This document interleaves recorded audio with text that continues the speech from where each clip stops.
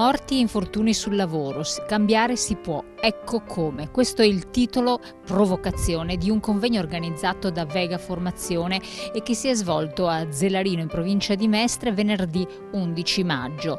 Noi cercheremo di interpellare gli interlocutori a questo convegno per capire effettivamente che cosa sta succedendo, perché le morti e gli infortuni gravissimi sul lavoro continuano ad incrementarsi e comunque ci sono ogni giorno numeri inquietanti. E Vega Formazione fa delle proposte, bisogna cambiare non tanto la legislazione che esiste, opera effettivamente, mancano magari decreti attuativi, quanto piuttosto agire sulla cultura, sulla formazione. E allora è importante capire il perché e soprattutto non fondarsi sulle abitudini, su comportamenti che si ripetono, che possono essere pericolosissimi per se stessi e per gli altri. Entriamo e scopriamo alcuni segreti, alcune connotazioni particolari che bisogna apprendere.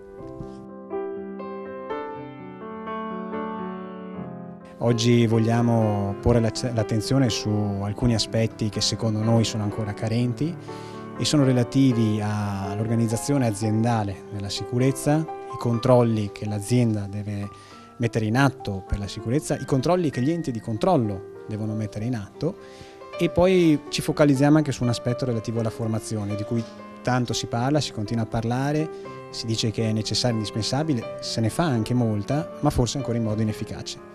La cultura della sicurezza deve permeare totalmente l'azienda. Non può essere che in un'azienda chi si occupa di sicurezza sia un qualcuno che è all'interno dell'azienda e che viene chiamato quando serve. Qualsiasi processo aziendale richiede sicurezza deve essere pensata sin da subito. Se non siamo riusciti ad adottare ancora, ad avere una cultura della sicurezza, vuol dire che abbiamo fallito. Uno degli elementi cardini per arrivare ad una cultura è formare correttamente le persone, quindi la formazione assolutamente ha fallito. Le leggi al solito noi in Italia le leggiamo sempre come nel massimo minimalismo.